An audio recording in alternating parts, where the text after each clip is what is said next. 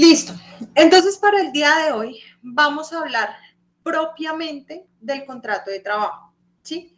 Vamos a ver qué nos refiere el Código Sustantivo del Trabajo, pero como yo sé que ustedes a la fecha, o más bien a este semestre, no han visto la materia propia de contratos, entonces nos vamos a remitir el día de hoy, ¿sí? Al Código Civil, porque pues como ahí sí el contrato de trabajo, válganme la redundancia, es un contrato, necesitamos establecer cuáles son los elementos esenciales y bueno, sí, usted nos está hablando de elementos esenciales, ¿qué es eso de elementos esenciales? Entonces, para ello vamos a dar lectura al Código Sustantivo del Trabajo. Déjenme, les comparto las diapositivas, recuerden que las diapositivas y todo el material se encuentra disponible en la plataforma virtual. ¿Listo? Por favor, no me apaguen las cámaras, enciéndanlas toda la clase, si es posible. Entonces, frente al contrato de trabajo, como decimos, es un contrato, ¿sí? Es un contrato. Por favor, alguien que me regale la lectura del artículo 22 del Código Sustantivo del Trabajo. Artículo 22 del Código Sustantivo del Trabajo.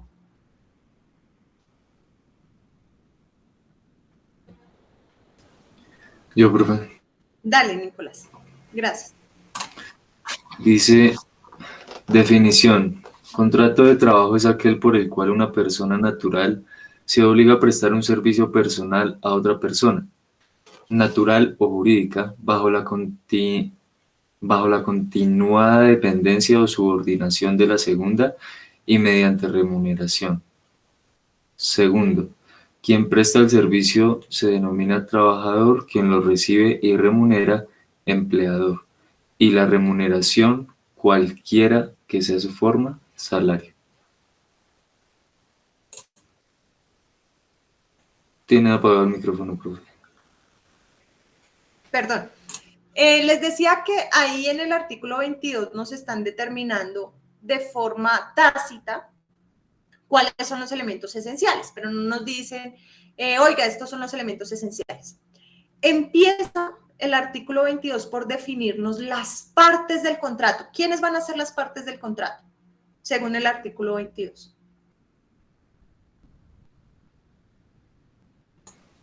El empleado y el empleador.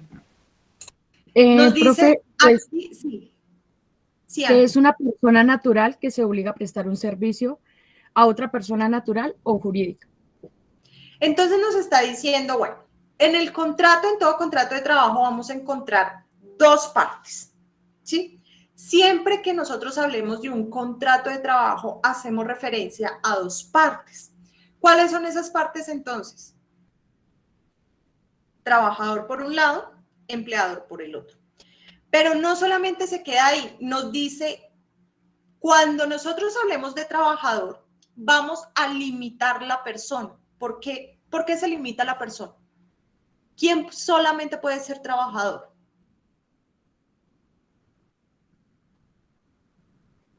El que está ofreciendo la prestación de, pues, del servicio al trabajador. ¿Y quién puede ser ese que está prestando el servicio? Puede ser una persona jurídica, una ficción una persona natural.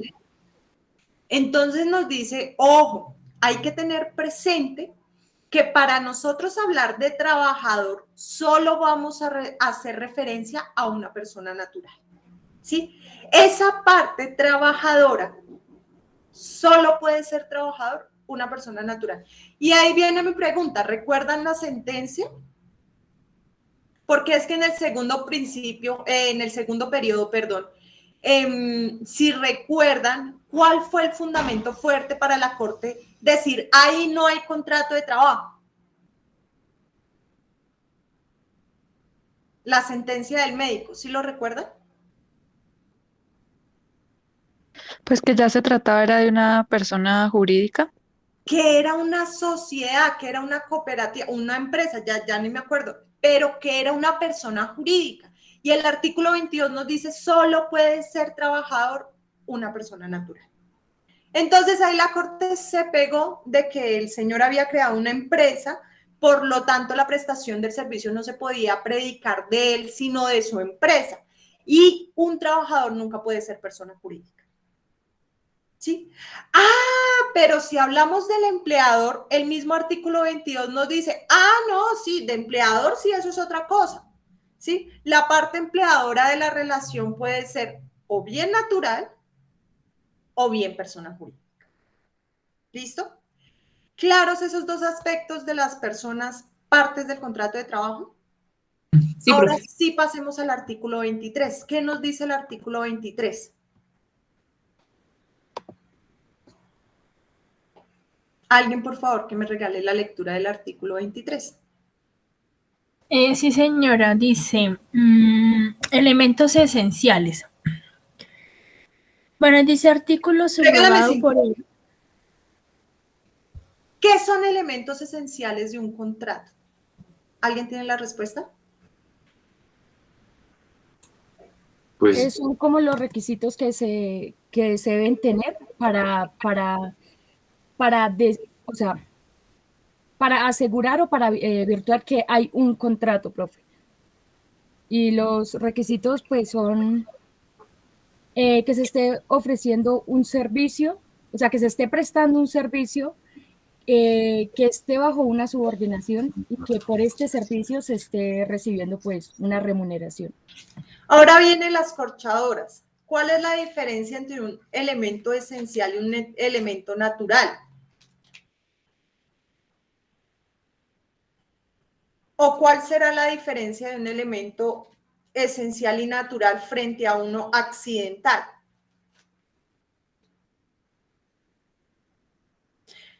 Pregunta del millón.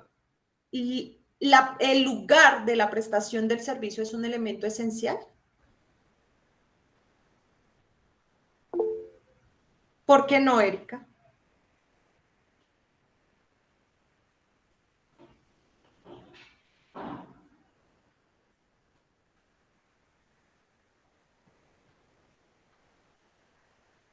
Ok, listo. Entonces, profe, sí. pues ya que ella no puede responder, yo creo que no también porque, o sea, el lugar, o sea, no tiene que ser, y más hoy en día, no porque se puede trabajar, digamos, por el medio virtual.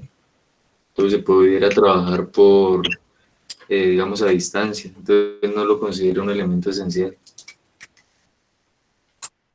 Listo. Les boto el dato. El lugar de la prestación del servicio no es un elemento esencial, es un elemento natural. ¿Cuál será la diferencia entre un elemento esencial y uno natural? Pues que en el esencial, sin ese no puede existir un contrato de trabajo, mientras que con el natural sí puede existir el contrato.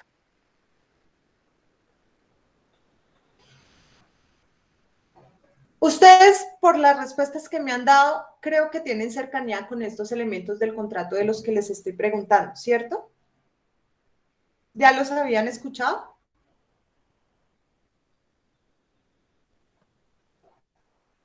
No, profe, Yo la no, verdad yo no. No, profe. ¿Seguros? No, profe.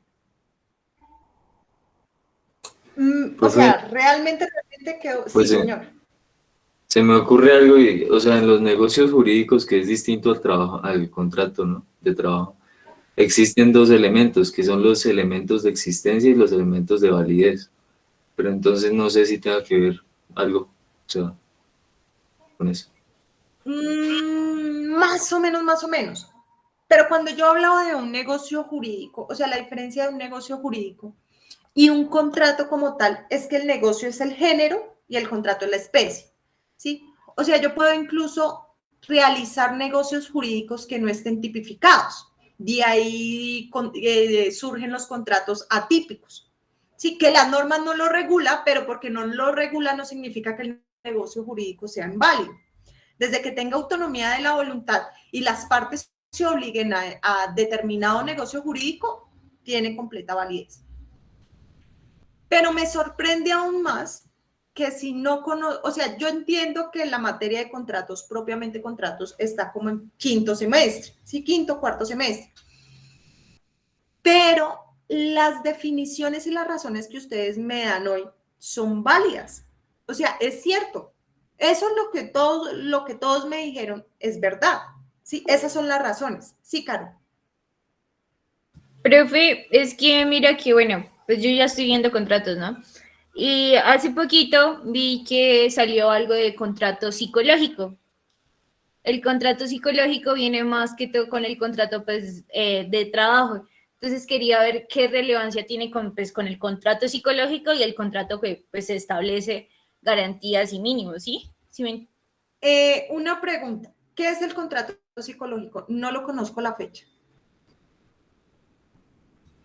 El contrato psicológico es que el empleador tiene que garantizarle al empleado garantías para que su desarrollo emocional y psicológico sean estables, o sea, que el trabajador sea un ser estable y funcional durante el trabajo y también pues para garantizarle un entorno armonioso para su desarrollo.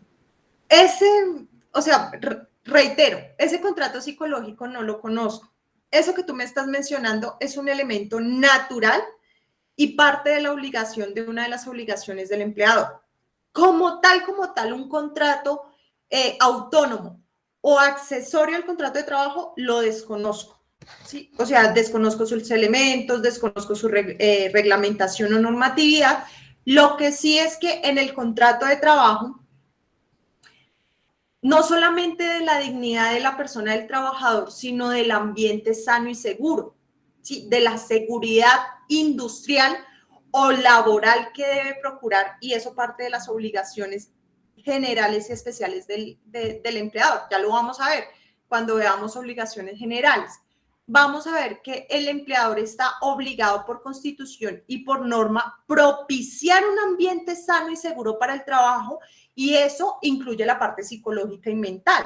O sea, no es solamente cuidar y preservar la salud física del trabajador, sino incluye también la parte emocional y psicológica.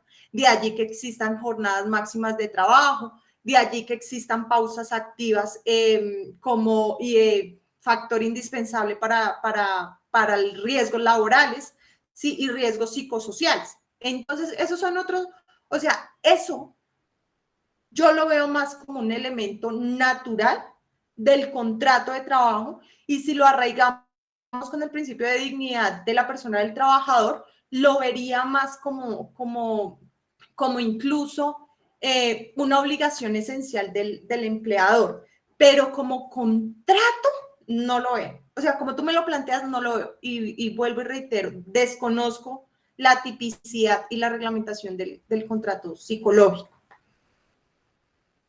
Cerrando ese paréntesis, abran o dispongan rápido del Código Civil y vamos a ver y por qué es que todos estamos ahí sí en la misma sintonía. Si efectivamente no lo tienen, o más bien no lo habían visto y no conocían esta normatividad que les voy a dar, se van a dar cuenta que así es todo el derecho. O sea, ustedes le meten lógica al asunto y la sacan así no conozcan la norma. Sí, así es el derecho, súper fácil, súper sencillo. Sí, sino que a veces uno se complica más de la cuenta. Código Civil, artículo 1501.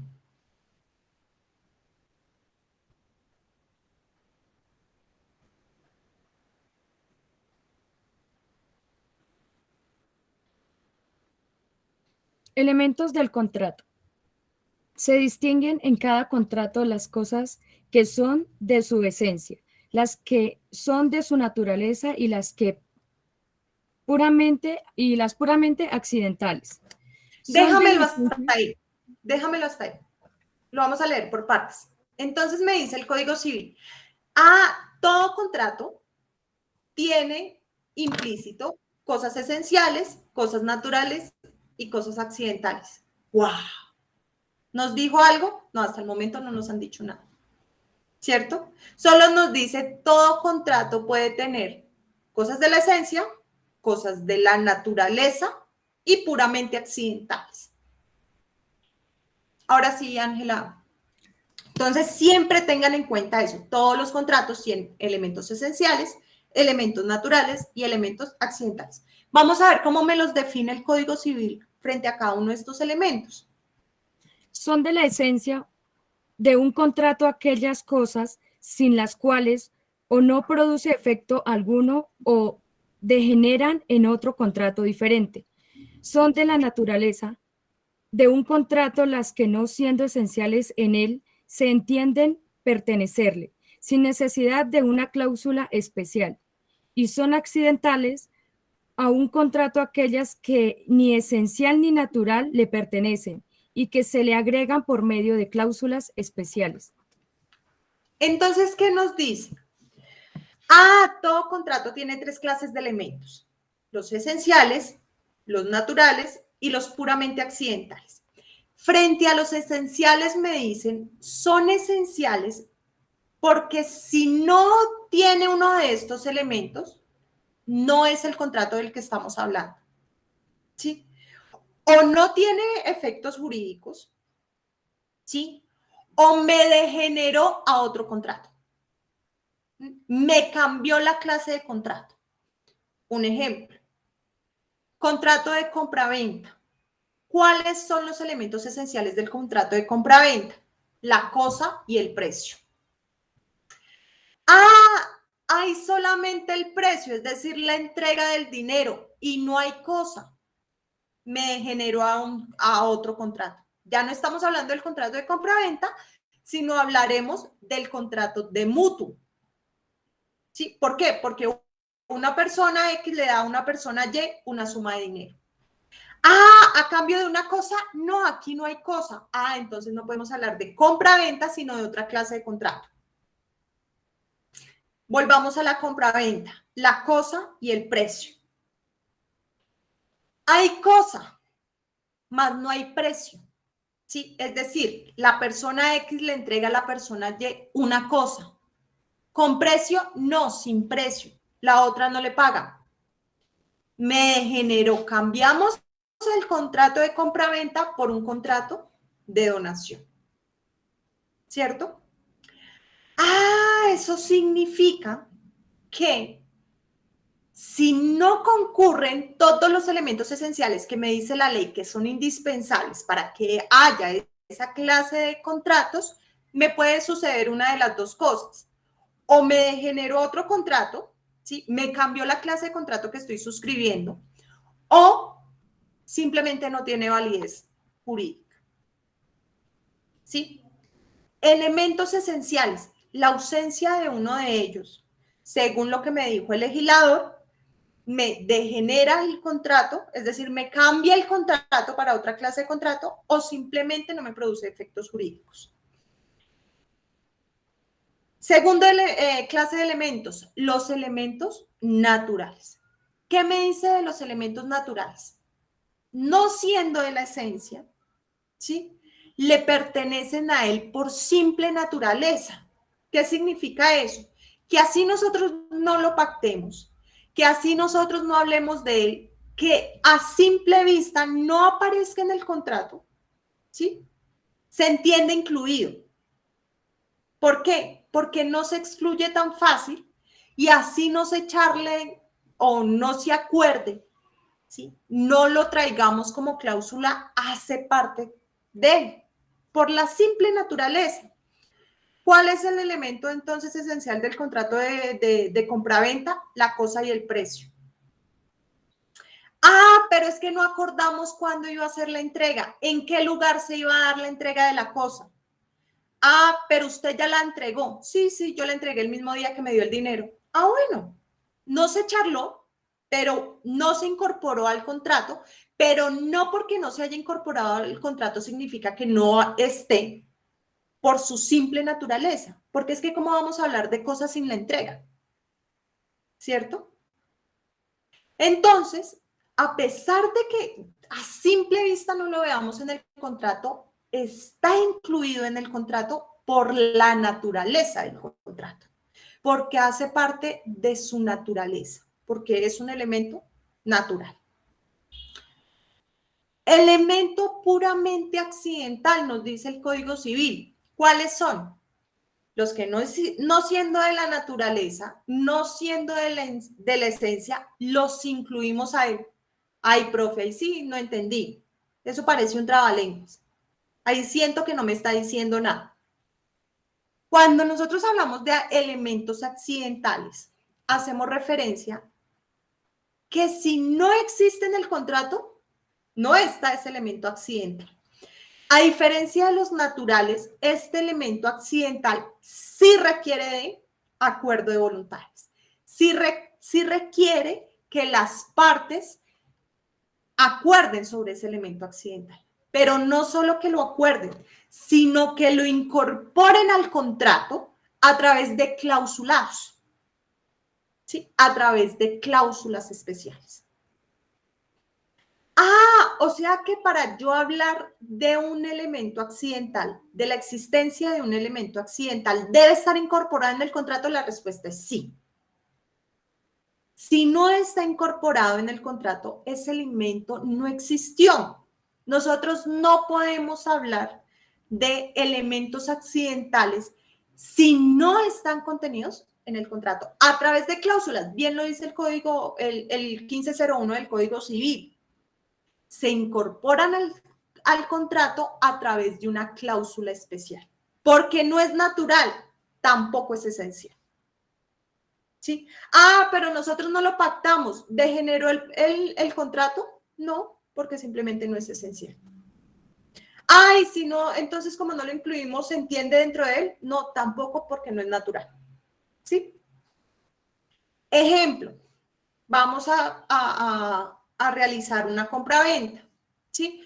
Tenemos una cosa, pactamos el precio de esa cosa y con Lidia nos ponemos de acuerdo para que si cualquiera de las dos incumplimos nuestras obligaciones, haya cláusula penal. ¿Qué necesitamos para la cláusula penal? Una cláusula por escrito especial en la cual claramente se imponga por voluntad de las partes esa cláusula penal. Si no la incluimos, entonces Lidia no me puede reclamar después, es que nosotros charlamos una cláusula penal de 20 millones de pesos ante el incumplimiento de este contrato. ¿Dónde está? Es lo primero que le dice el juez. ¿Usted va a reclamar cláusula penal? Bueno, primero muéstreme en el contrato dónde quedó plasmado. Si no quedó en el plasmado en el contrato, lo siento, esa cláusula es inexistente. Puede tal vez reclamar perjuicios, eso hace parte de unos elementos naturales, pero demuestre los perjuicios. ¿Sí? Ya vamos entendiendo las tres diferencias de elementos esenciales, naturales y accidentales. Eso no es de materia laboral, eso es de toda clase de contratos. Lo que pasa es que ustedes primero ven contrato de trabajo y luego ven contratos generales, pero bueno, ahí tenemos que hacer un Profesora, ¿que nos puedes volver a explicar la accidental? Es que no la entendí muy bien. La accidental es que si tú no la agregas en el contrato, si tú no la plasmas en una cláusula por escrito, no es nadie, no existe, decían por allá en un programa de televisión hace unos años. Eso no es nada, no existe, aquí no venga a hablar de cláusula penal. Porque tiene que ser incorporada a través de una cláusula especial, dice el Código Civil. Si no está la cláusula especial, no es ese elemento accidental, simplemente no existió en ese contrato.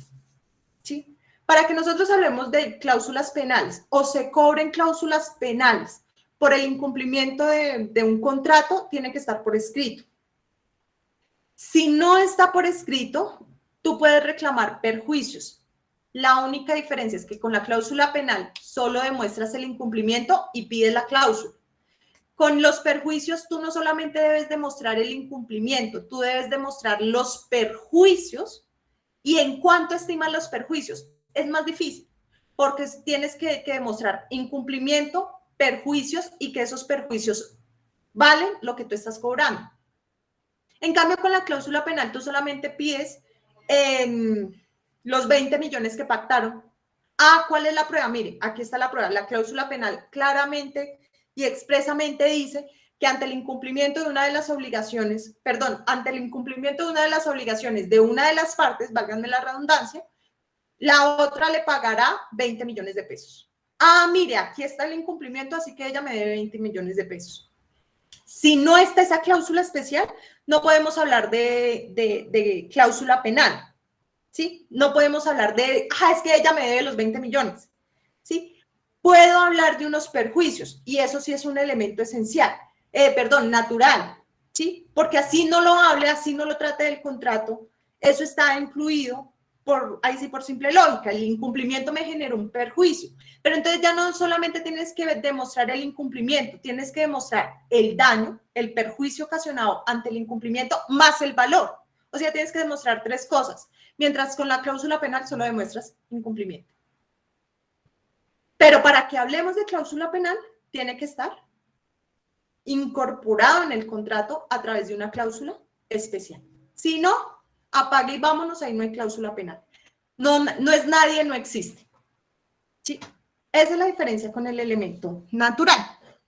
Ahora hablemos de nuestro artículo 23.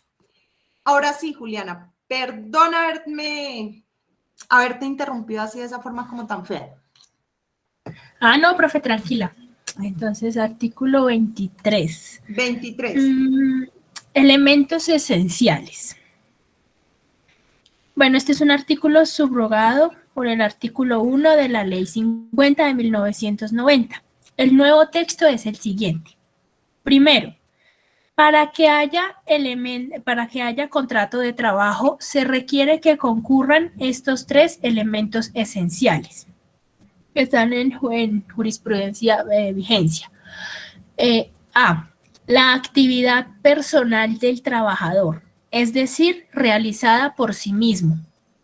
B, la continua subordinación o dependencia del trabajador respecto del empleador, que faculta a éste para exigirle el cumplimiento de órdenes en cualquier momento, en cuanto al modo, tiempo o cantidad del trabajo, e imponerle reglamentos, la cual debe mantenerse por todo el tiempo de duración del contrato.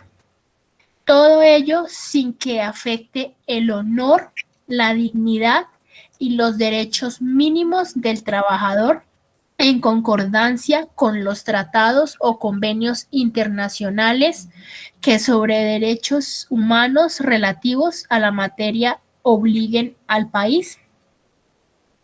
Y el tercer elemento, tercer elemento sería un salario como retribución del servicio. Dice el numeral 2.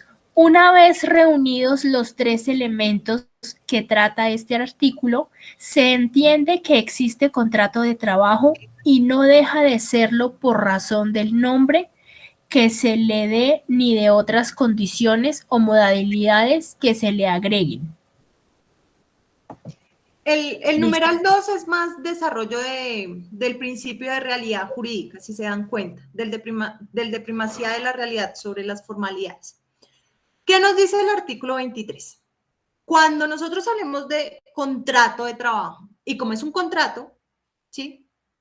Como es un contrato, vamos a hablar de unos elementos esenciales. Recordemos que todos los contratos, independientemente de la materia, independientemente de la clase, va a tener elementos esenciales, elementos naturales y elementos accidentales.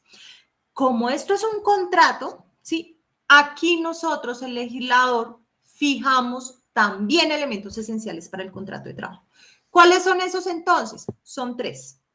Prestación personal del servicio, ¿sí? Es decir, que esa persona natural preste ese servicio de forma directa y personal, ¿sí? Nada de delegar la función, nada de mandar al hijo, mandar al papá, no, que quien haya prestado el servicio haya sido esa persona que se obligó. Que por otro lado lo haga a través de órdenes, ¿sí? De una subordinación jurídica. Es decir, que producto de esa subordinación el empleador tenga la facultad de dar órdenes y el trabajador tenga la obligación de cumplirlas, ¿sí? Respetando la dignidad humana, respetando los derechos mínimos, que sea solo frente a la prestación del servicio. No es que mi jefe me diga, bueno, Erika, se quita la ropa y yo, ay, sí, como yo tengo que cumplir las órdenes, entonces ya me la quité, ¿cierto? No. Entonces, que efectivamente vaya en pro de esos derechos que, recordemos, sigue siendo persona el trabajador, no es que se me volvió un esclavo por el simple hecho de ser trabajador, no, sigue siendo persona. Nosotros, de todas formas, a pesar de que tenemos la subordinación, debemos respetar esos derechos que ese trabajador tiene como persona natural, pero que él sí esté obligado a acatar órdenes. Sobre todo, ¿hacia qué van las órdenes? Nos dice literal B, hacia las condiciones de tiempo, modo y lugar de esa prestación del servicio, ¿cierto? Si es que si yo me obligué a dar clases, ¿cómo las voy a dar? ¿Sí? ¿Dónde las voy a dar? ¿En qué tiempo las voy a dar? Entonces, condiciones de tiempo, modo y lugar de esa prestación del servicio. Y tercer elemento, y no menos importante, vuelvo y reitero, pocas veces he visto que los trabajadores lo hagan al gratín. ¿Sí? Ay, es que yo amo mi trabajo. Sí, usted lo puede amar mucho, pero no come del simple amor, ¿cierto? Entonces, ¿cuál es ese tercer elemento? El salario, la retribución de ese servicio prestado. Aquí llamémoslo como lo llamemos, honorarios, bonificaciones, ¿sí? Siempre se va a determinar salario. Eso lo vamos a ver más adelante. Entonces, quitémosle la subordinación al contrato de trabajo. Contrato de prestación de servicios, contrato de obra civil, ¿sí? Se me generó el contrato, me cambió la clase de contrato. Quitémosle la prestación personal del servicio, ¿sí? El trabajador manda a su esposa, a su hijo, a su papá a prestar el servicio. Otra clase de contrato, cooperativa de trabajo asociado, empresas de servicios, empresas asociativas de trabajo, tal vez haya algo bueno, tercerizaciones, contratistas independientes, bueno, en fin, sí, me degeneró, ya no es contrato de trabajo. Quitémosle la remuneración, no, peor, ¿sí? Ahí sí ya es que no me produce ningún tipo de efecto. Ah, ¿cómo cuál?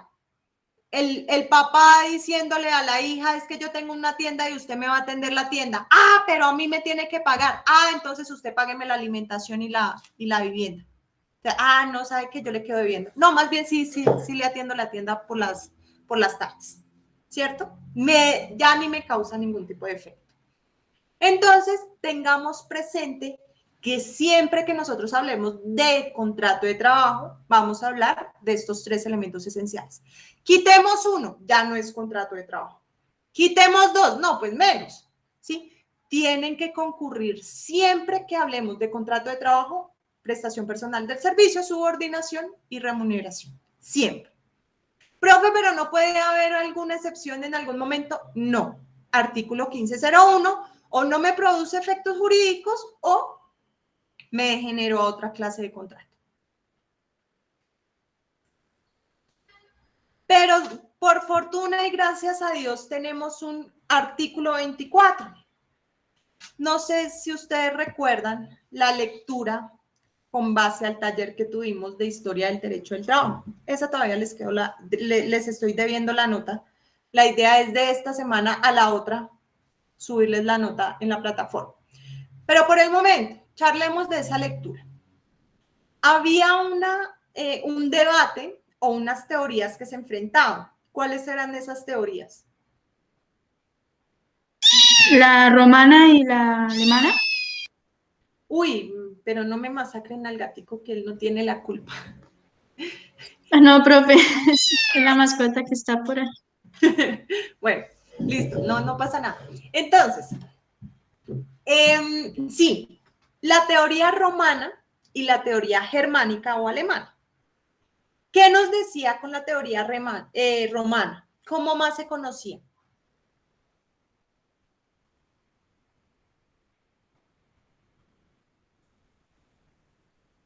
¿Teoría qué? Es la tradicional, de donde vienen los contratos, de hecho. Regulación civil, teoría contractualista. ¿Por qué? Porque va enfocada principalmente al cumplimiento de elementos esenciales, al cumplimiento de unas formalidades, que efectivamente se haya esa clase de contratos y que sobre todo esos contratos cumplan con elementos formales y materiales de la ley. ¿Qué nos decía la teoría alemana o la teoría germánica? ¿Alguien recuerda? Yo era punto de taller si yo mal no recuerdo.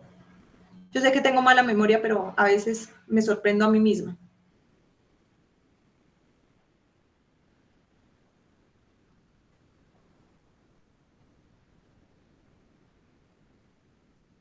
La teoría germana propendía más hacia la relación de trabajo, decían los autores, hacia la realidad.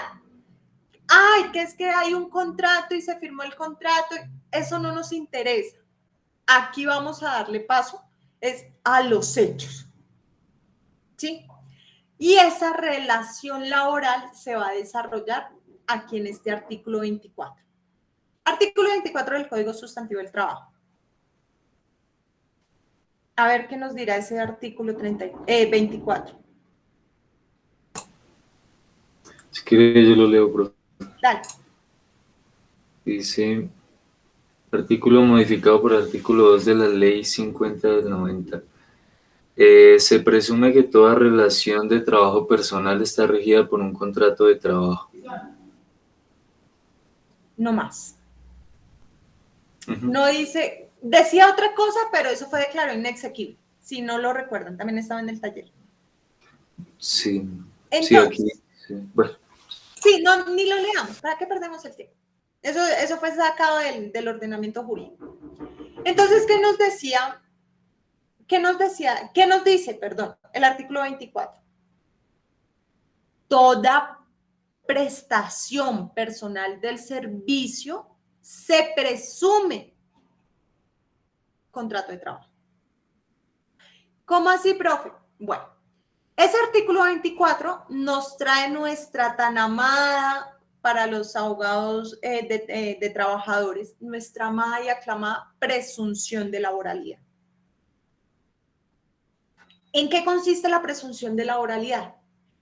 Que basta con que el trabajador demuestre en un proceso judicial la prestación personal del servicio para que sea declarado contrato de trabajo. Profe, y si no hubo los elementos, si el empleador no demuestra la inexistencia de uno de los elementos esenciales, apague y vámonos. Ahí hay contrato de trabajo, artículo 24. ¿Se acuerdan del primer periodo del contrato de trabajo del médico? Que la clínica se había limitado a decir, no, pero es que nosotros suscribimos un contrato de prestación de servicios, nunca era un contrato de trabajo. ¿Qué dijo la Corte al respecto? Ahí no me demostraron la inexistencia de los otros elementos. El médico demostró prestación personal del servicio, opera artículo 24, opera presunción de laboralidad.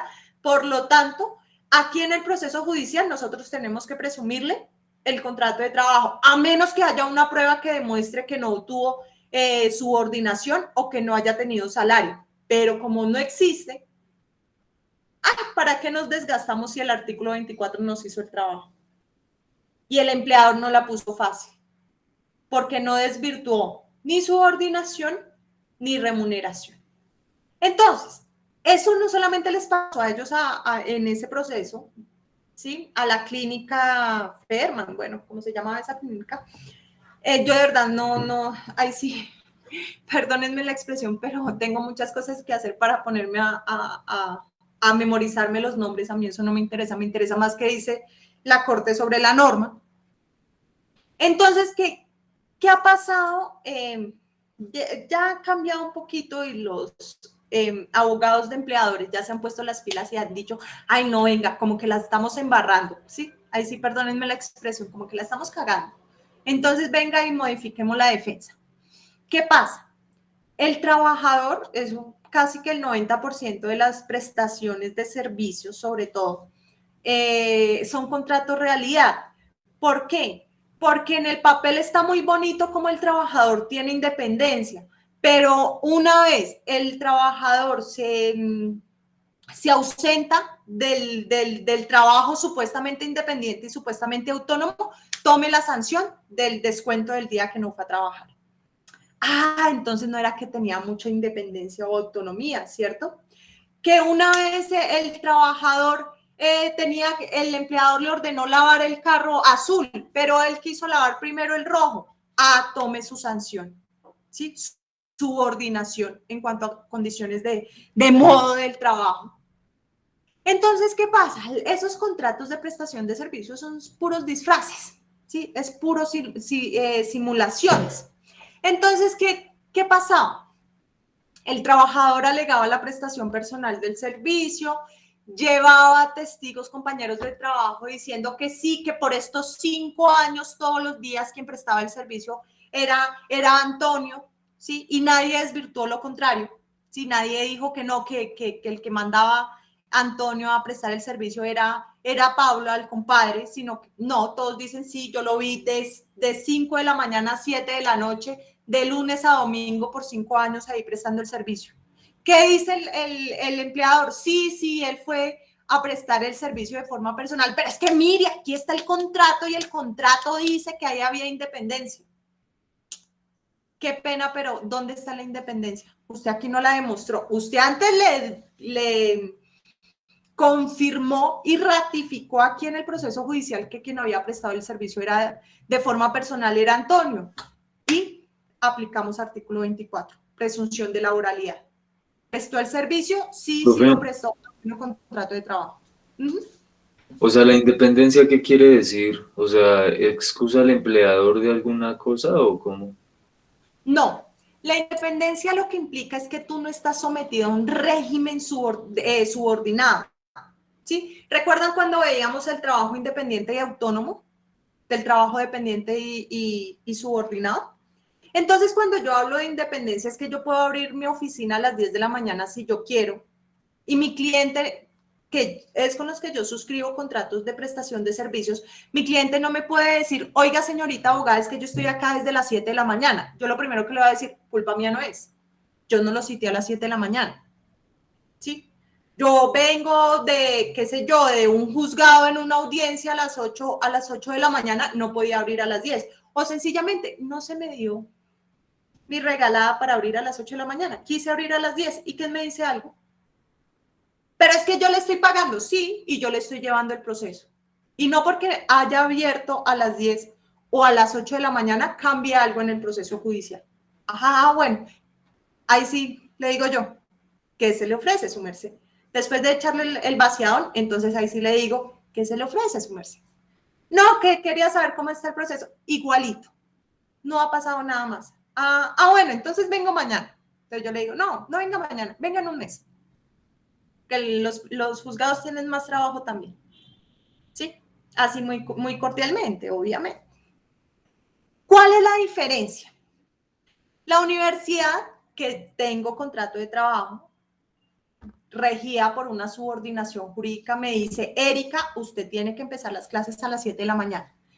No, ahí sí, perdónenme la expresión, vuelvo al mismo ejemplo, no se me dio mi regalada de llegar a las 7 de la mañana, sino llegué a las 10 de la mañana. ¿Ustedes qué creen que me dice la universidad? Pues, profe, pues ahí estaría como incumpliendo, porque pues es que no puede llegar a las 7 de la mañana, a las 10, perdón, a dar clase cuando los alumnos la esperan a las 7. Bueno, entonces yo ya empiezo así, me van a echar, no, eso mejor dicho, ¿cierto?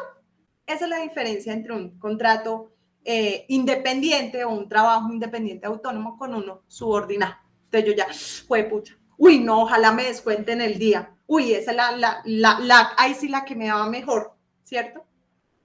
Porque me van a echar, es lo primero que uno piensa. Entonces, cuando nosotros estamos con ese miedo, con esa zozobra de incumplir órdenes, ¿sí? De faltar a los parámetros que me da el empleador, de cumplir con un horario, de cumplir con las obligaciones, de cumplir con las órdenes, entonces ya hablamos de la subordinación.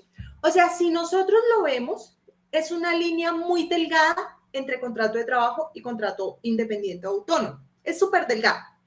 Pero esa delgadez está también por el artículo 24. toda prestación personal de servicio se presume contrato de trabajo. Es decir, en otras palabras, toda prestación personal del servicio se presume subordinada.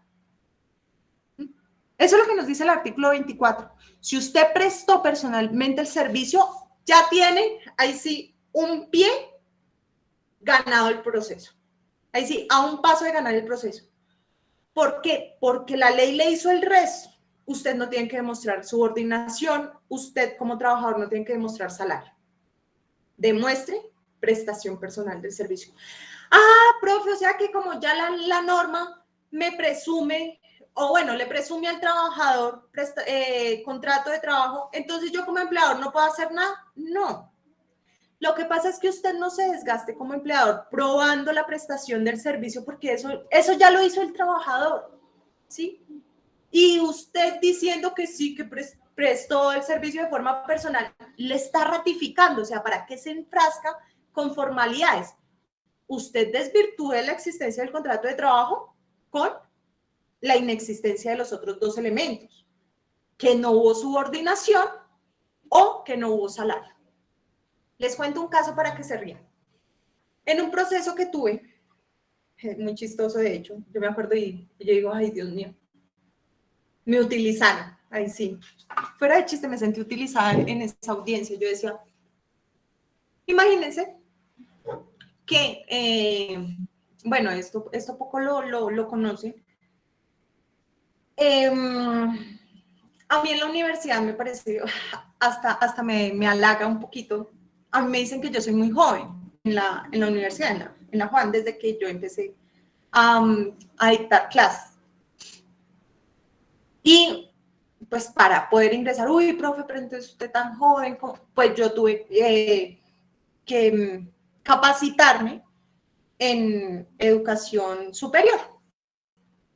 Entonces yo hice un diplomado de docencia universitaria previo a orientarle las clases. En uno de esos diplomados, la ventaja es que es muy interdisciplinario. ¿Sí? ¿Qué significa eso? Que uno ve clases con otros profesionales de otras carreras. Y estaba con un chico, él todavía no era profesional, él era licenciado en artes plásticas de la UPTC, algo así. Y él estaba haciendo el diplomado. Y yo, bueno. El chico, pues yo ya abogada, ya graduada, ya especialista, trabajando con esto del laboral, pues yo decía, si yo quiero ser docente, yo quiero ser docente en mi área, en laboral, o si no, yo no quiero ser docente de otras áreas. Entonces, yo siempre en las clases, no, es que yo les diría a mis estudiantes, yo les orientaría así, las figuras del contrato de trabajo, no, esto es súper importante porque esto aplica para todo el mundo, ¿sí? Entonces, él en una de esas, él me dijo, oye, ven, ¿te puedo hacer una pregunta? Y yo, sí, cuéntame. Es que a mí me echaron. Y yo, en serio, gente, yo, o sea, eso que uno de verdad no puede tener amigos porque ya fijo la consulta ahí por derecha. Y uno, a ver, cuente. Entonces el chico me decía, no, imagínate que a mí me echaron, yo trabajaba así, o sea, súper explotado el chico. Y yo, ay, ¿en serio te hicieron eso? No, sí, eso me acusaron incluso que me había robado unas yo no sé qué, que yo sí sé. Y yo, interesante. Bueno, le interpusimos la demanda. O sea, es que es chistoso. Yo decía, ¿y esta vaina qué contiene? La demanda la presentábamos alegando prestación personal del servicio, que las funciones eran estas y estas, que los horarios eran estos, que al chino le pagaban en esa época como 400,000 pesos, pedimos nivelación salarial, bueno, todo. Y sí, ¿saben qué me alegaron la defensa? ¿Qué me alegó la defensa? Adivinen la ausencia de qué elemento esencial me la alegó.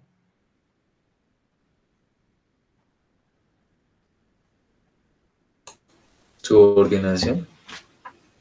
Pues uno pensaría que la defensa Yo creería, normal... profe, pues en base a lo que nos acabas de explicar en el último punto y en base a cómo estás contando la historia, y va a sonar como de verdad, como tú lo dijiste al principio, chistoso, pero yo creería que es del salario. Imagínense que uno piensa, o sea, uno normalmente se encuentra con que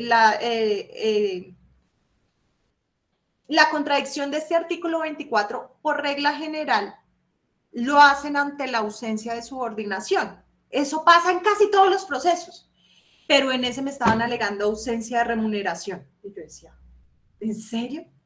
Sí. Y adivinen por qué. Resulta, ahí sí que tenía más historia en trasfondo. Y yo decía, ay, no, yo leía, esa contestación fue muy buena. Ahí sí, también por experiencia propia me ha tocado.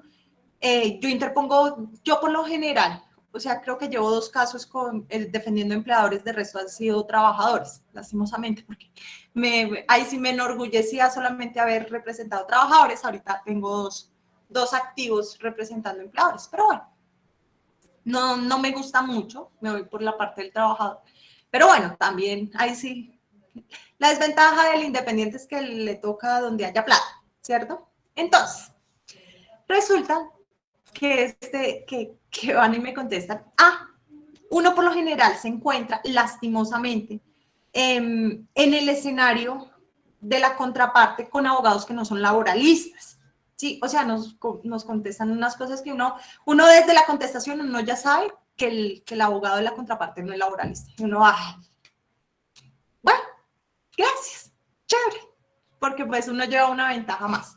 Entonces, esta chica era una abogada joven de Bogotá, sí era laboralista y se notó. O sea, empezando porque la contestación tenía como más de 30 páginas, con los hechos así súper detallados, con todo el cumplimiento de los requisitos, y yo decía, no, alegándome que no había remuneración. Imagínense que la historia fue la siguiente. Resulta que el chico era como huérfano, o bueno, no sé por qué, pero no tenía como papás. Y la señora había acogido al chico como un hijo más, decía la contestación de la demanda, como un hijo más, y que como un hijo más lo crió, ¿sí? Lo trajo para su casa, pero pues que también le impuso obligaciones como al otro hijo, ¿sí? ¿En qué? En el negocio de familia, que le daba habitación, que le daba alimentación, que tan es así que lo que le pagaba no se lo pagaba, sino que le ayudaba para pagar los estudios en OPTC de licenciatura en esto, para cubrir los pasajes, porque el negocio era en Villa de Leyva.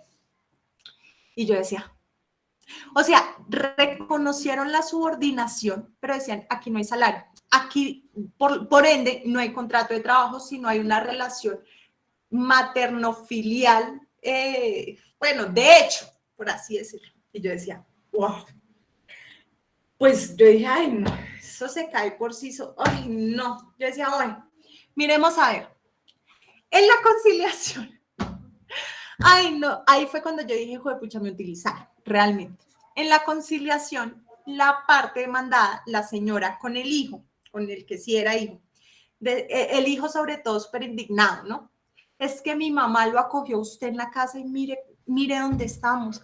Es que mi mamá lo trataba mejor que a mí, o sea, los celos a flor de piel. Es que mi mamá le daba mejores cosas de las que me daba a mí como hijo y usted aquí nos viene a demandar que yo no sé qué. Entonces el juez le dijo a mi cliente, bueno, ¿y usted qué pide? Y yo decía, ay Dios, pidió plata. Bueno, no, creo que no pidió. Obviamente, como nosotros a la conciliación, para aquellos que vayan a litigar en materia laboral, a la conciliación tienen que llevar al menos una liquidación tentativa de lo que están reclamando, porque lo primero que le van a decir a su cliente es, ¿y usted cuánto pide? O sea, si usted no la tiene clara, y falló. Entonces yo le había dicho a mi cliente en esa época, yo le dije, mire, las pretensiones van por tanto. Y él, uy, por todo eso, y yo sí. Listo. ¿Puedo pedir tanto? Y yo, bueno, si usted se conforma con eso, sí, no hay problema. El chico lo pidió. Y él, bueno, entonces los otros no le damos tanto. Y el juez hizo una propuesta. ¿Saben con qué perla me salió mi cliente? Listo, yo acepto la propuesta del juez, siempre y cuando me dan la cámara que la señora me compró, una cámara fotográfica, porque el chico es artista, me dan la cámara fotográfica que la señora me compró en las condiciones en que yo las dejé, y yo. O sea, no le interesaba la plata, sino la bendita cámara que la señora le había comprado a este chico, y yo. Y qué pena, yo no los quise demandar. Yo sé que ustedes me acogieron, ustedes me cuidaron y yo estoy estudiando gracias a ustedes. Muchísimas gracias. ¡Ay! Yo decía, ay, por eso fue que me sentía utilizada. Sí. Una pregunta. O sea, si por ejemplo en tu caso, profe, digamos, tú decides salirte de, digamos, de ser representante de ese joven, ¿su merced estaría incumpliendo con su contrato de trabajo? Sí. Sí, porque la obligación mía era, no contrato de trabajo, sino de prestación de servicios, pero sí, la obligación mía era representarlo hasta el final. Sí, o sea, y si él me revoca... O sea, ¿hay un abogado siempre representar hasta el final, en cualquier caso? A menos que ya la disparidad entre cliente y abogado sea tal que justifique la terminación del contrato. Sí, pero en el ideal, uno debe llevar el proceso hasta el final. De hecho, yo lo pensaba llevar. Yo decía, no, pues fácil porque, o sea, porque realmente él prestaba el servicio, ¿sí? Él prestaba el servicio y la subordinación no la están alegando. Y la remuneración, o sea, por más que sea el lugar, la habitación, por más que sea para cubrir los gastos educativos, eso es salario. Eso es salario. O sea, a mí lo que me impresionó fue que realmente el chico sí consideraba sí los consideraba a ellos como su familia. Tan es así que en la misma conciliación les pidió disculpas por haber interpuesto la demanda laboral. Yo decía, preferiblemente, o sea, muchísimo mejor para mí que haya terminado ese proceso en conciliación y no que el juez haya interrogado a él, lo haya interrogado. Porque apenas él, no, sí, sí. Yo decía, ay, cuando hablaba conmigo, no, es que ellos me trataron como ladrones, que ellos, sí, o sea, los clientes por lo general son así, y sobre todo en contratos de trabajo, ellos son muy agradecidos con el empleador. Sí, es como de esas parejas tóxicas, que el empleador es, y ellos siguen, sí, sí, sí. Y uno dice, venga, vamos a demandar. No, es que el trabajito me llegó cuando yo más lo necesitaba, cuando mis hijos más estaban aguantando hambre. No, yo no sé qué hubiera hecho sin ese trabajo. Entonces hay uno como que dice, sí. Entonces, sí, realmente la relación de trabajo parece, yo de hecho en ciertos casos, si ustedes se van a dar cuenta, lo asimilo mucho a una relación sentimental, porque de verdad hasta parece, uno dice, vea pues, pero sí. Entonces, Steven, sí. Profe, pero ¿en qué terminó pues la demanda al fin, profe? Perdón el chisme. No, en conciliación. Al chico le pagaron lo que habían prometido y le entregaron la cámara. Con final felicito. No, mentira, no sé cómo la relación de ellos, pero sí, el chico terminó con su cámara. Cuando yo le entregué la cámara, él me decía, ay, esto está, ay, sí, como la dejé, decía. Y yo, bueno, me alegro ahí sí, haber servido para algo. Ahí sí, como dice. Pero entonces, a lo que yo quiero que ustedes se lleven en este momento es que hay unos elementos esenciales. Sin la existencia de alguno de ellos, no podemos hablar de contrato de trabajo. Y cómo opera la presunción de laboralidad. ¿Sí? Que el trabajador solo le basta demostrar prestación personal del servicio, pero que el empleador sí se debe enfocar ante la ausencia de uno de ellos para desvirtuar el artículo 24. Si no, ahí ya tienen un pie perdido el caso. ¿Listo? Entonces, ¿cómo deben enfocarse? Depende de la parte que ustedes estén representando. Están representando al trabajador, todos sus últimos esfuerzos, prestación personal del servicio. Si ya es del empleado, la inexistencia de alguno de los otros dos. Esa chica se fue por ese lado y yo es la hora que yo digo, ¿cómo hubiese resultado? O sea, ¿en qué hubiese quedado? ¿Cómo hubiese fallado el juez ante esa defensa? Porque era exótica, o sea, yo no la he vuelto a ver. Profe, pero pues obviamente tú hubieras ganado porque pues si demostrabas que había una prestación de servicios, profe, que había una subordinación, o sea, ¿cómo iba a justificar ella que no había un salario? Antes ella terminaría perdiendo porque pues estaba explotando a una persona literalmente. Sí, porque ella decía, es que aquí, así como yo, dueña del negocio, me acuesto a las 10 de la noche, pues él como un hijo más tenía que acostarse a las 10 de la noche. Básicamente era así la defensa. Yo decía, wow, me sorprendió, vuelvo y reitero, por lo exótico. Pero yo decía, uy, chévere, chévere, a ver cómo vamos a resultar. Se concilió, entonces ahí sí, ni sé cómo hubiera terminado, pero interesante. Vuelvo y les digo, ahí se da uno cuenta de qué clase de abogado es la contraparte, es el laboralista, sobre todo mucho los laboralistas nos notamos, ¿sí? Porque nosotros, o sea, porque es que el procedimiento laboral, sobre todo en la demanda y en la contestación de la demanda, tiene unos requisitos adicionales al proceso civil. O sea, el proceso civil, la demanda es muy sencilla y la contestación también. En cambio, si nosotros hacemos mal la contestación, eso lo van a ver en quinto semestre, cuando vean procesal laboral, se van a dar cuenta que no contestar bien la demanda tiene unas consecuencias y unas consecuencias graves. No contestar bien un hecho, están dando por cierto el hecho. O sea, sí, así de drástico es el proceso laboral. Entonces, uno dice, uno se da cuenta por ese simple hecho de la contestación ante qué abogado está representado el empleado. Entonces uno dice, este no es laboralista, este ahí no le metemos ahí, y si uno es bastante juicioso y estudia mucho jurisprudencia actualizada, la saca fácil, sobre todo para abogados de trabajadores. Bueno, ya hablamos de los elementos, ¿cierto? La importancia de ese elemento de prestación personal del servicio, sobre todo para el trabajador, y qué pasa si no existe alguno de ellos.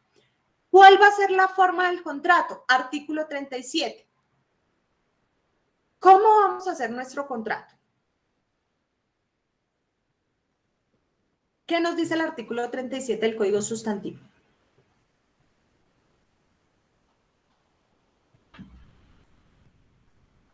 Forma, contenido, duración, revisión, suspensión y pruebas del contrato. Forma. El contrato de trabajo puede ser verbal o escrito. Para su validez no requiere forma especial alguna, salvo disposición expresa en contrario. No nos dice nada más, ¿cierto? Entonces, ¿cuál es la forma del contrato? ¿Verbal o escrita? Cuando nosotros hablamos de formalidades, es que si el contrato no se desarrolla o no se hace de cierta manera, no tiene validez. En el caso del contrato de trabajo, nos dice el artículo 35, no hay forma específica, no hay forma determinada, la pueden hacer como quieran. Pero es que no existe contrato de trabajo. Jue madre, ¿usted no recibía órdenes? No, sí recibía órdenes. ¿Prestaba el servicio a través de su abuelita? No, yo siempre, jamás, sagrado, yo siempre todos los días iba a trabajar. ¿No le pagaban? Sí, siempre recibía un salario. ¿Por qué dice que no hay contrato de trabajo? No, porque es que nunca firmé nada. Ya me estaba preocupando que su abuelita había prestado el servicio por usted. No, ahí hay contrato de trabajo, tranquilo. Pero es que no tengo nada firmado por el empleado. Artículo 37. Contrato de trabajo no tiene formalidad alguna. Puede ser verbal o escrito. ¿Qué significa eso? Cuando nosotros hablamos de formalidades, es que para la validez se requiere de una forma, ¿sí? Ejemplo, contrato de compraventa de bienes inmuebles. ¿Qué necesitamos para la validez del contrato de compraventa de bienes inmuebles? Escritura y registro, ¿sí? Título y modo. Título, escritura pública. Modo, inscripción de la escritura pública ante la oficina de registro. Que es que solamente está la escritura y yo nunca la registré.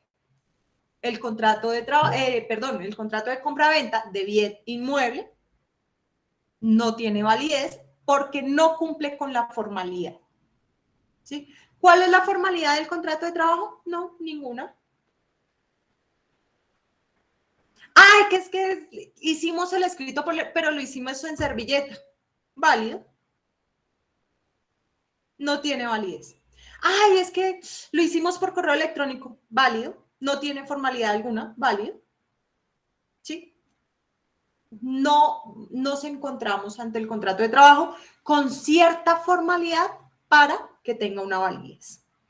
Puede ser verbal o escrito, nos dice incluso la parte inicial del artículo 35. Sin embargo, y ahí dice, al final decía, salvo norma expresa. Sin embargo, hay unas cláusulas que son accidentales. ¿Sí? Perdón, hay unos elementos que son accidentales dentro del contrato de trabajo. ¿Cuáles, profe? La ley no lo va diciendo. Y nosotros lo vamos a ver, ir viendo, nosotros lo vamos a ir viendo en el transcurso del semestre. Hay unos elementos, hay unas circunstancias específicas que para su validez, que para que nosotros podamos hablar de ciertas figuras, requieren una formalidad. ¿Listo? A título de ejemplo y rápido, como para que, ay, ¿cuáles fueron las que anotaron? No, tranquilos, los vamos a ir viendo, pero para que nos hagamos a la idea. Contrato a término fijo, salario integral, periodo de prueba, salario en especie, son elementos accidentales y requieren de formalidad para que tengan validez. Para nosotros hablar, periodo de prueba, contrato a término fijo, salario integral, salario en especie, se requiere de la formalidad. Si no hay esa formalidad, no podemos hablar de las figuras que les acabo de mencionar de forma rápida. Entonces, vamos a clasificar nuestro contrato de trabajo según ciertas formas y en principio lo vamos a hacer según la duración. ¿Listo? Cuando nosotros hablamos del contrato de trabajo por duración, vamos a hablar de 4 clases de contratos. La elemental, la que es por esencia, o sea, la ideal, el deber ser del contrato de trabajo es que sea término ¿qué? ¿Cómo es el primero, profe? Qué pena. No lo he dicho todavía. Entonces, les estoy preguntando, la ideal, el deber ser del contrato es que sea término ¿qué? ¿Indefinido? Indefinido. Entonces, la primera clasificación es a término indefinido. O sea, la esencial. Nosotros procuramos que el trabajo sea a término indefinido. ¿Por qué? Porque genera estabilidad, genera capacitación, ¿sí? Todo lo que vimos en el principio de estabilidad laboral lo va a generar o se supone que se tiende a generar a través del contrato a término indefinido. ¿Qué nos dice el contrato a término indefinido? Artículo 47.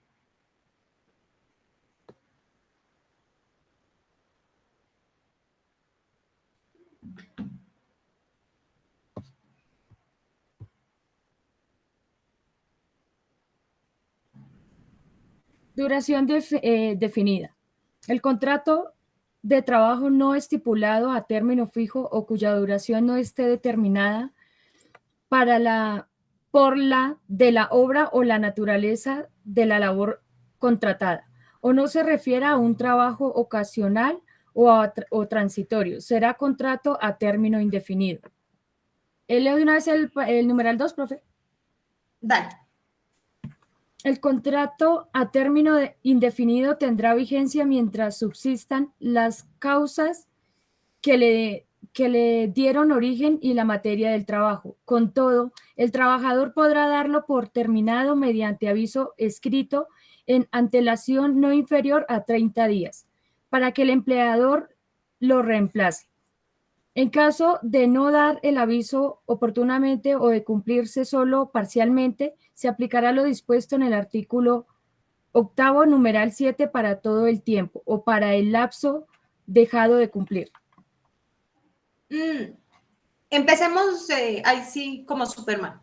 Primero los pantalones y luego los calzones. Entonces, expliquemos primero la segunda parte y luego nos vamos a la primera parte. ¿Listo? ¿Qué nos dice del contrato a término indefinido? No está supeditado ni a un tiempo fijo ni a una duración por obra o labor, ¿sí? Por lo tanto, va a persistir mientras persistan las condiciones que dieron lugar a eso. Es decir, yo tengo un restaurante. ¿Y qué necesito en mi restaurante? Cocineros, meseros, ¿cierto? Como mí. Contraté al cocinero. ¿Cuánto tiempo voy a necesitar del cocinero?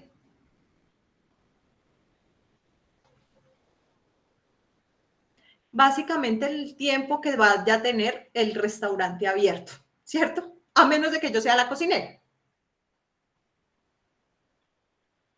Entonces, ¿qué nos dice en el contrato a término indefinido? Perdón. Las condiciones, más bien, ese contrato va a subsistir mientras subsistan las condiciones que dieron lugar a él. ¿Cuáles fueron las condiciones que dieron lugar a mi contrato de trabajo? La necesidad de un cocinero en mi restaurante, ¿sí? ¿Cuándo va a durar eso? Pues hasta que tenga el restaurante abierto. ¿Por qué? Porque es que mi cocinero es la cara estrella de mi restaurante, ¿sí? O hasta que él desmejore los platos. Ya eso es otra cosa, ¿cierto? Entonces, ¿qué va a pasar? ¿Sí? Siempre que persista la necesidad de contratar a ese trabajador, va a persistir el contrato de trabajo que suscribí con ese trabajador. Por eso digo, es el ideal, es el deber ser. ¿Qué era lo último que decía, Ángela? Ya me dispersé. O sea, pero esa sería la primera parte, porque explicaste primero la segunda, profe, ¿no? No, la segunda, la parte final. Ah, ok, profe. El contrato a término indefinido tendrá vigencia mientras subsistan las causas que le dieron origen y la materia de trabajo. Con todo, el trabajador podrá darlo por terminado mediante aviso escrito con antelación no inferior a 30 días. Gracias. El empleador. Ya, es que no me acordaba que era el otro que les iba a decir frente a esa segunda parte. Entonces, ¿qué nos dice? Profe, el trabajador está supeditado a que sí o sí tenga que avisar 30 días antes. La respuesta es sí y no, por lo siguiente. Imagínense que mi cocinero está aquí en Samacá, yo tengo el restaurante aquí en Samacá, pero a él le ofrecieron trabajo en Villa de Leyva, ¿sí? ¿Cuánto le van a pagar en Villa de Leyva? El doble de lo que yo le pago acá.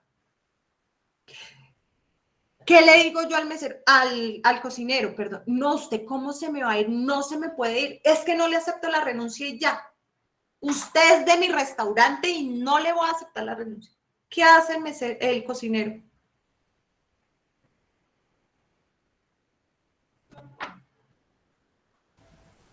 Puede irse. No, y se va. Fijo, se va. Ay, esta señora me paga 1 millón y allá me pagan 2,5 millones más prestaciones. ¿Yo qué hago? Pues yo arranco al día siguiente. ¿Qué es lo que dice el artículo 47? Oiga, señor trabajador, venga, no sea así. ¿Sí? Sea consciente que su empleador va a necesitar reemplazarlo. ¿Sí? Mientras él busca a la persona que lo reemplace, al menos dele 30 días. Sí, Julián, qué pena. No, profe, eso te iba a comentar, que creo que eso es lo que hacen, que les dan un cierto tiempo para que busquen a otra persona. Profe, pero y en el caso que tú estás explicando, donde la otra persona, digamos que lo necesita para allá, o sea, él tampoco podría esperar los 30 días que requiere la señora porque pues va a perder el trabajo. Voy a explicar esa parte, sí, ya voy a explicar esa parte. Eso es como que le diga o sea, le dice la norma, venga, no sea, ay sí, perdónenme la expresión, y no vayan a decir que yo dije esto, no sea mierdoso, sí, venga, avise. Ahí sí, como dicen las mamás, avise dónde debe estar, no me pida permiso, pero avise, sí. Ahí sí como uno cuando está preocupado por la pareja, avise al menos, o sea, no llegue, si quiere no llegue, pero diga que está bien, que al menos no, sí, que uno no esté por allá con el Cristo en la boca a ver qué le pasó. Eso es lo mismo que el legislador le está diciendo al trabajador. Al menos avise y de un tiempo prudencial, mire, más que suficiente, 1 mes. Profe, pero es que a mí me pidieron que si yo no iba a estar el lunes allá, que me olvidara de la propuesta. Entonces, ¿yo qué hago? ¿Qué ha dicho la Corte al respecto? Uno, es formalismo, y dos, es para evitar un perjuicio para el empleador y pueda reemplazar a alguien. Si el trabajador no hace ese preaviso, da lugar a resarcir perjuicios al empleado, pero como solo tiene 30 días, la norma le dice más que suficiente para que el empleador consiga a otra persona. Entonces, las condenas que ha impuesto la Corte, sobre todo en aplicación de ese preaviso, ha consistido en lo siguiente: más que suficiente el perjuicio, se repara con que el trabajador le indemnice al empleador los 30 días de salario. Es decir, esos 30 días le va a pagar el trabajador al empleador a título de resarcimiento por el no preaviso o por el preaviso parcial al empleador correspondiente a 30 días de salario. Y ya, solucionado. O sea que si le avisa, digamos, a los 29 días, ¿tiene la obligación de resarcir los daños? Sí, eso, a eso iba. Le dijo que iba a renunciar, pero no se tomó los 30 días, sino se tomó 10. Le resarcen 20 días de indemnización. Se tomó la mitad del tiempo, 15 días entonces. Sí, el tiempo que le hizo falta para cumplir esos 30 días. Entonces, en la práctica, un proceso judicial, sí, bueno, que este no se iría a la Corte, un proceso judicial, por bien que nos vaya, porque el juzgado es diligente, porque no pierde tiempo, porque se notificó rápido al demandado, porque 6 meses. Un empleador se va a desgastar judicialmente, económicamente y anímicamente por reclamar 30 días de salario. Yo tampoco lo haría, pero pues hay personas que sí. Depende de qué salario. Depende también del salario. Sí, eso sí también. Sí, Ángel. Espera, profe, que es que se me fue la pregunta. O sea, era interesante, pero se me fue la pregunta, profe. Es que, a ver, es que iba a preguntar algo, profe. Ya, profe. O sea, entonces, ejemplo, mi empleador me dice que le tengo que dar 30 días, profe. Como yo no voy a cumplir con esos 30 días, le tengo que, pues, pagar los 30 días. Pero entonces, ¿cómo se hace esa remuneración, profe? ¿Tiene que pasar un proceso para que haya la remuneración o puede ser un acuerdo entre los dos? Depende de cómo lo maneje. Pero yo de trabajador no le daría un peso a mi empleador. Me iría y ya. Y ya que se demanda se haría. Y ahí sí el empleador tiene la obligación de iniciar el proceso judicial. Hay unos empleadores que la sacan antes del estadio. Bueno, como él me da una indemnización por la falta del preaviso de los 30 días, se lo recorto de la liquidación. No se puede hacer. ¿Sí? No se puede hacer, y la sanción es más grave para el empleador por otra cosa que vamos a ver posteriormente, ¿sí? Que se llama sanción moratoria. No se pueden compensar esos dineros. ¿Sí? Corro yo el riesgo de que me condenen aún más por esos 30 días que le mocha al trabajador, por así decirlo, ¿sí? En su liquidación. Yo recomendaría no hacer. Preferiblemente, ahí sí, échele tierrita. ¿Sí? Consígase otro cocinero, ya. Hasta le puede aparecer uno mejor. Si quien quita. Pero entonces, eso paga la liquidación completa. Hay unos que la sacan, ahí sí que, por eso le digo, la sacan del estadio, el trabajador no demanda y deja así, y pues ahí ya recuperó la indemnización. Yo no lo haría, o sea, en mi opinión personal, prefiero dejarlo ir, nadie es indispensable en esta vida, lo dejo ir, chao, alguien mejor vendrá, perdón. ¿Sí? Relaciones, eso parece verdad, que uno estuviera hablando de quién sabe qué cosas. Entonces, ¿qué nos dice? Ahí sí, vámonos a la primera parte del artículo 47. ¿Qué nos dijo el artículo 47? Si no fijamos un término fijo, si no dijimos que el contrato iba a ser por la duración de la obra o labor contratada, es contrato a término fijo. ¿Qué significa eso? ¿Que lo otro tiene formalidad? La respuesta es sí. Lo otro tiene formalidad. Por ende, todos los contratos verbales se entiende contrato a término indefinido. todos los contratos a término indefinido, todos los contratos de forma verbal se entienden a término indefinido. ¿Por qué? Porque las otras tienen formalidades. ¿Listo? Y lo vamos a ver a partir de la próxima clase. Entonces, dejémoslo hasta acá, dejemos... Profe, ¿puede repetir la última parte? Qué pena. Todos los contratos verbales se entienden a término indefinido. Porque no tienen formalidad. Y como nosotros no pactamos término fijo, no pactamos por duración de la obra o labor, o no pactamos contratos transitorios, entonces es contrato a término indefinido. ¿Listo? Profe, ¿una formalidad no puede ser un testigo? La formalidad la dice la ley y la vamos a ver la próxima clase. Entonces, dejemos acá de presentar. ¿Hay alguna pregunta de lo que estamos viendo, de lo que vimos hasta el día de hoy? ¿Queda claro? Sí, señora. Así como que la cosa empieza a ponerse más interesante. Y luego vamos a estar viendo otros temas también igual y hasta más interesantes y que se pueden poner en práctica, que es como lo más chévere. Uno lo empieza a saber, ay, a mí me pasó. Y yo, ay, tranquilo que a mí también. Entonces, ahí sí lo vamos tratando. ¿Listo? Por el momento, chicos, gracias por la atención, por la participación también. Nos vemos entonces el día viernes, 7 de la mañana. Iniciamos a las 7:10 el viernes. ¿Listo? Sí, señora. Gracias. Listo, profe, sí, señora. Vale, que estén muy bien. Listo, profe, gracias a usted. Chao. Hasta luego, profe.